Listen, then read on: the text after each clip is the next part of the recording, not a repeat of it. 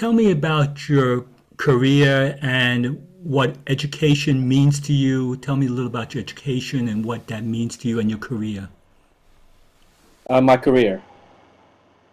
Right. So I, yeah. Let me think. So I was, mm, at a very young age, I had a feeling that I was very misunderstood, and I felt like I had to explain my my reasoning a lot of times. And I always wondered why. Um, and so when it was time for me to do a certain test, um, like kind of like an SAT. Uh, it was quite a high level, but my parents, my Dutch parents, they were like, yeah, we're gonna put you in a lower school because we want you to be with your friends, who weren't really my friends, and I told them that, but they were like, yeah, no, just go to that school. And that was a big mistake because, yeah, um, it almost did not end very well.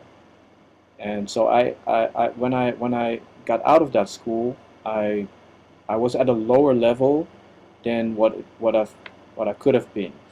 And so when I then went to college, mm, the logical choice was a study called International Business and Languages, which is, yeah, kind of a study that nobody knows what to do. Like, certainly the corporate world had no idea what to do with me. Um, and so I just had the good fortune that I was right before graduation, I was hired just because somebody left.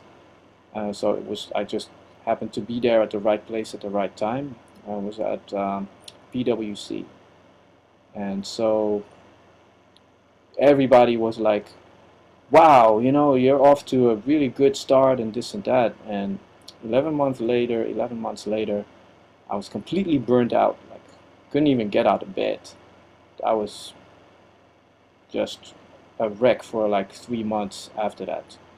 So needless to say, that wasn't really the best path. And so uh, when I made the decision, the conscious decision, like, okay, this corporate life is just not for me. I don't want to be a number. That's when I chose music professionally, to pursue it professionally. Um, After becoming an artist, I became I became a producer, which also means in this day and age that you have to become an engineer. So I locked myself in my room for about 5 years. I actually even put the mic down during that time. So I didn't write music, I was just purely focused on learning the art of recording and mixing, mastering. And at some point, I just couldn't grow anymore by myself, couldn't develop myself by myself. And so at that time, it was clear that my IT contract, was not going to be renewed. And I also didn't want it to be renewed, to be honest. And that's when my wife and I decided to move to London. Um, because in London, there was the only MA level program in audio production.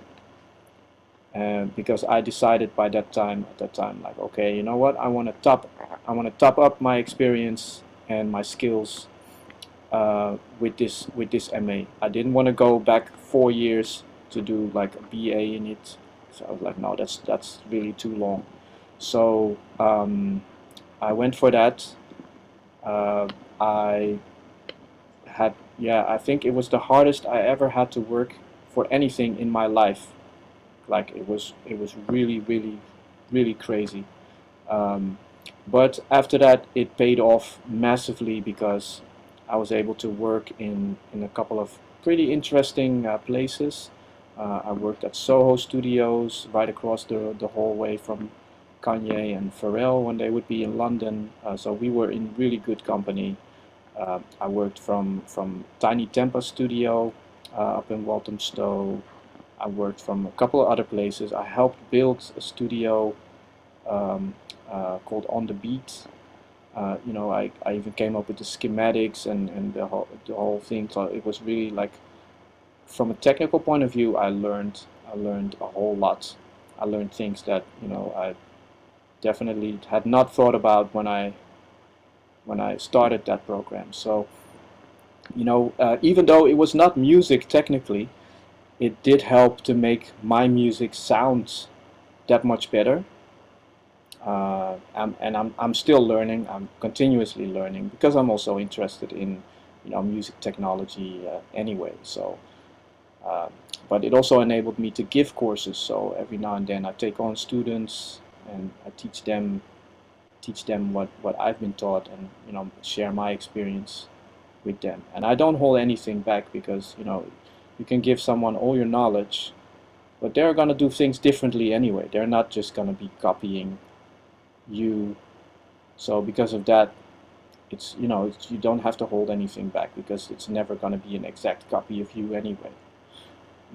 So that's my philosophy when it comes to that. But things changed radically when in 2017, my eyes that were always bad, uh, they became worse, and I became visually impaired, and 5 months after that I became legally blind.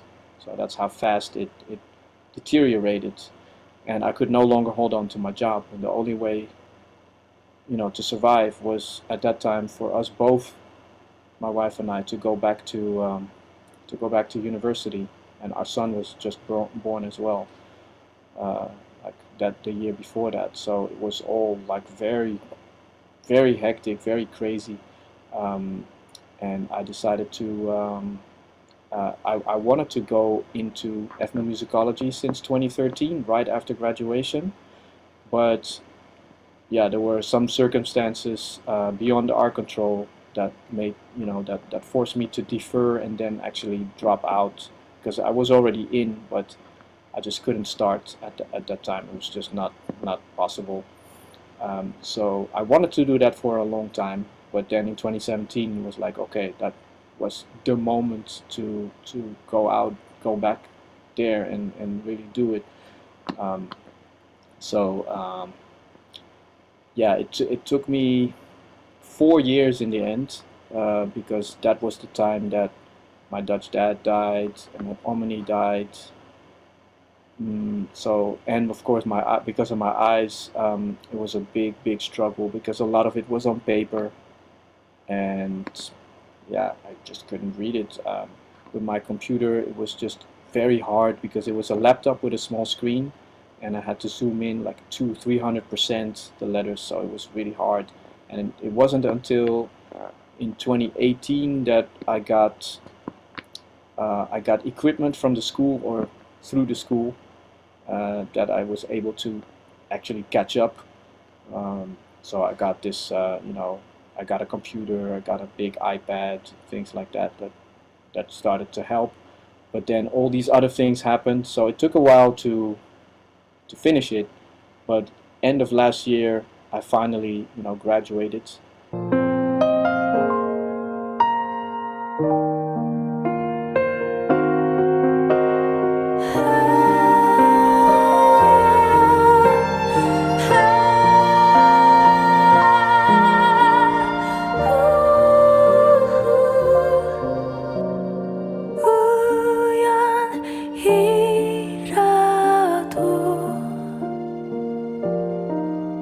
혹시 마주친다면